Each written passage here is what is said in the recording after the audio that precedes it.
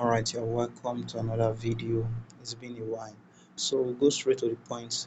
We are going to be learning how to memorize a formula based on measurement of or measures of dispersion. Dispersion means like scatter. So this involves formulas that help you rearrange data that has been scattered, dispersed about. So we have the measurement of dispersion and mean deviation, standard deviation, and variance. So if you want to remember, before you think of mean deviation, standard deviation, variance, ask yourself what is the most common one. The most common term there is mean, because you must first have the mean, and the mean is equals to bar x. That's what the mean is. The mean is bar x. So now let's memorize the formulas. The first thing you write after mean is the mean deviation. The mean deviation will be MD equals to something, followed by the standard deviation. But we are not writing the standard deviation yet. We'll give a space, then write SD down. Then followed by the variance will come in between them. This is for group data. No, this is for group data. For group data, there's a particular kind of formula you need. So for group data, you can remember this. So there's something you need to remember. In mean, everybody know mean is summation fx over summation f, right? Everybody remembers that. Summation fx over summation x over summation f. That means, so for mean derivation, every part you must write the same thing, summation fd over summation f, summation fd over summation f, because we are involving the deviations on it, summation fd over summation f. For the standard deviation, we don't really need it. For the mean deviation, what is deviation? Deviation means how the value is different from the mean. How the value is different from the mean. If this is the mean, then the deviation d, let me write here, the deviation d will be the value x minus mean, whether it is positive or negative, whether it's resulting in positive or negative answers. The deviation means the value minus the mean, so keep that aside. So for the mean deviation, we have already gotten the mean deviation. Whatever we get here, the first thing we wrote for three of them is the right answer. That is yours. If you can memorize this, you are good. But the deviation, what this deviation means is that the deviation means the value, how it deviates, how it is different from the mean. So the difference means like you subtract the value from the mean, then we put this slash then. So now for the mean deviation, and I told you that the first step is to write summation fd over summation f, summation fd over summation f, then standard deviation summation fd over summation f. For each of them, how you are representing it in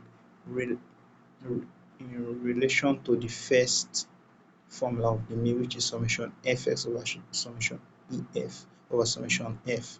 But in this case, you are not having x. The x now, the x have been represented. You know, it's supposed to be summation e, summation fx over summation f.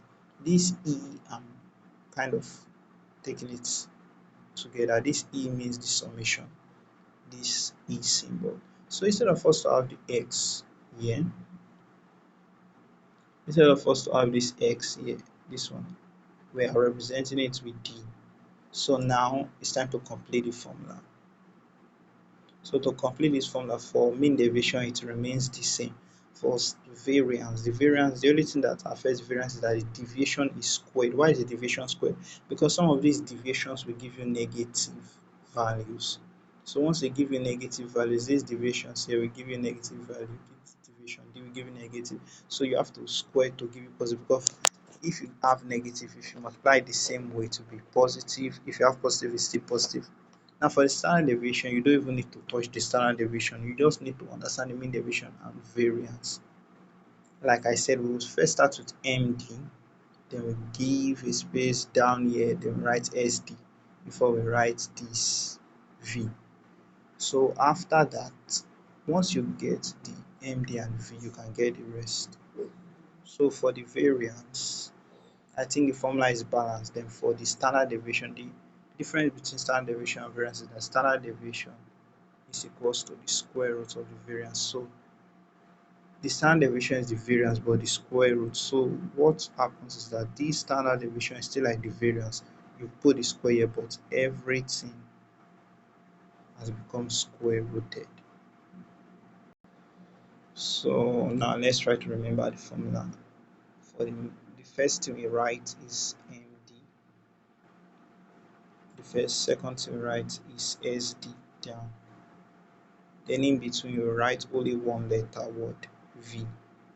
Then we write summation fd over summation f. They also write summation fd over summation f. We write the same thing everywhere. So I told you that this deviation for this one is to be balanced. There's no change here. So since there's no change here, we know the deviation will now be represented as, so our formula will now become x minus x, because that's the representation of the deviation.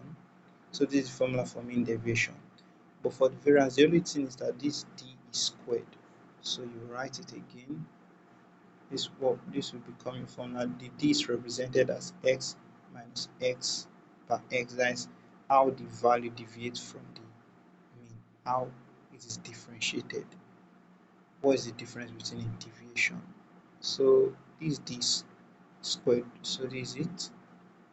Then for the last one, the variance, the standard deviation is the square root of the variance. So the only thing is that this is changed as x minus, there's no space, that's why, then the square, then everything is all square rooted. So that's how to remember the formula.